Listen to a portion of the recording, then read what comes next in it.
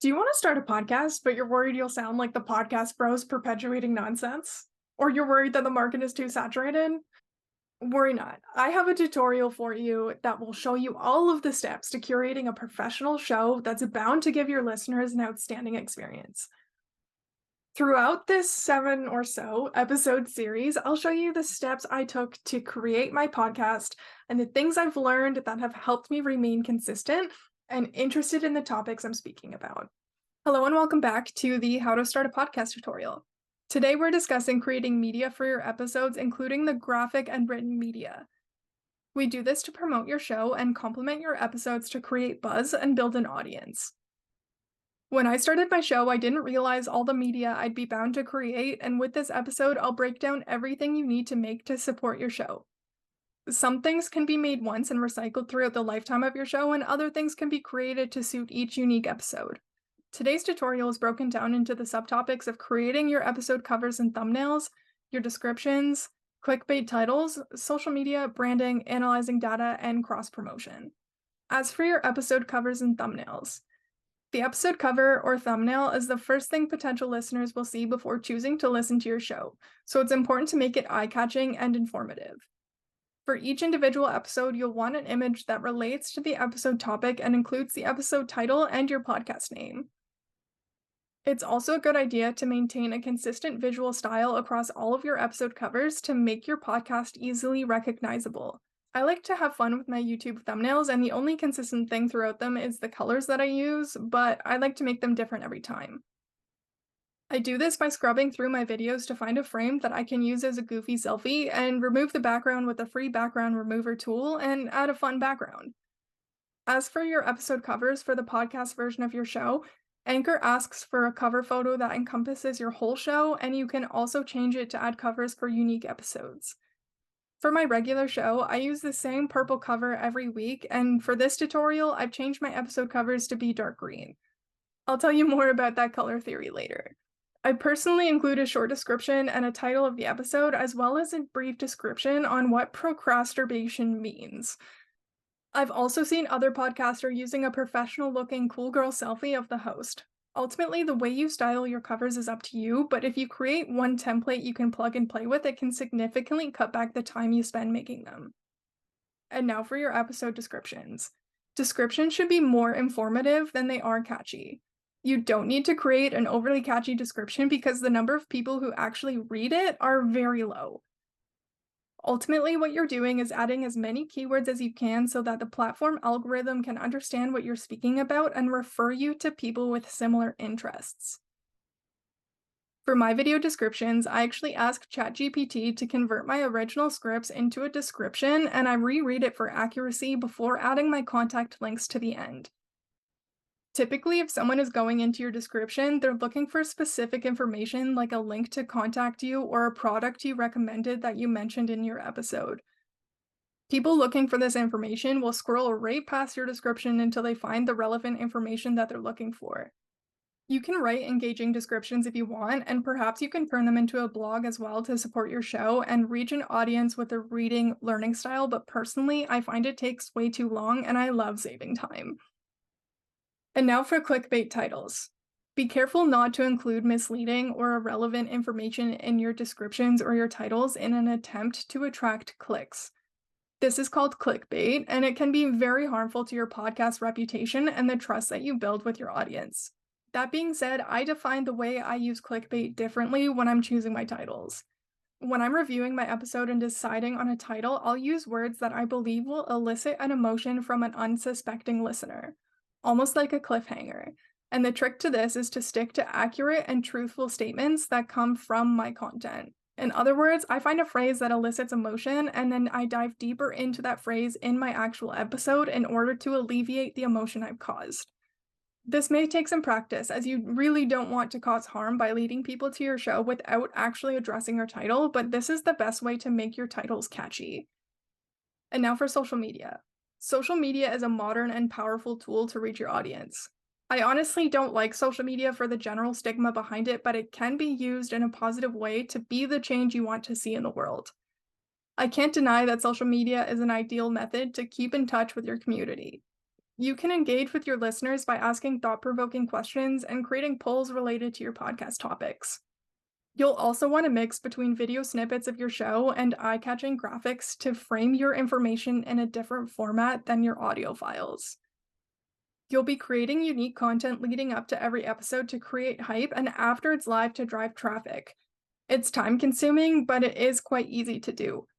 If you have a 20-minute episode, you can extract nearly 20 one-minute videos to promote your show, and you can extract information from your scripts to create your graphics. Social media is currently the best way to foster a sense of community and encourage your audience to share your content with others. But it's not the only way, and we will go into that in the next topic: blogs, websites, and email lists. You don't actually need social media to keep in touch with your audience, but it's probably the most common way to expand your reach. Another way to build relationships with your audience is through websites and emails. Think of a website as a digital business card. I don't know if you knew this, but you can create a website on Canva for completely free, and you don't even need to buy the domain if you don't want to. When you create a simple landing page, you can link your show on your website and share that direct link with anybody you encounter in your day-to-day life. You can also create blog excerpts to describe each episode and then drive your audience to your email list. Hosting an email list can be done on a platform like MailChimp. People can sign up for your emails on your website, and you can send them updates on your show, release dates, and summaries of your episodes. Throughout your episodes, you can use the call to action asking people to subscribe to your email list for more intimate details about your show, and then reframe your scripts into an email campaign. Whether you're on social media or creating an email list, or maybe both, you'll want to consider your audience in phases. You may be speaking to new subscribers who want all of the details of what led you to this point. Or you're speaking to existing listeners who know all of the detail and want to feel like they're gaining additional value beyond your show. Your emails or your social campaigns will cycle through a funnel that introduces yourself, introduces your show, provides insights on behind the scenes, and seeks feedback. Lather, rinse, and repeat. Now moving on to your branding. If you didn't know, starting a podcast is in essence creating a brand, and in layman's terms, a brand is a company with a persona. You won't put your whole life on your show, but you will want to develop aspects of your personality that you can highlight. For me, my brand is honest with hard truths, vulnerable with my downfalls, and playful with a splash of sarcasm when I don't know something. Consistency is key when it comes to branding. When you're starting out, you'll want to choose colors and a tone of voice that suits the vibe you want to achieve. As for the visual aspect, use a consistent style across your episode covers, social media graphics, and website if you have one. Bonus points if you use color theory to stand out. I use purple because to me it elicits a magical feeling, and green to represent growth. If you're talking about deep emotions, perhaps you'll use blue, or if you're here to excite your audience and make them laugh, your colors will probably be more like yellow or orange. Developing your show persona and consistency around your visuals creates a cohesive and recognizable brand identity for your podcast. And now for analyzing. As you create and share your podcast and get yourself on social media, pay attention to the analytics and insights provided by the platforms you use.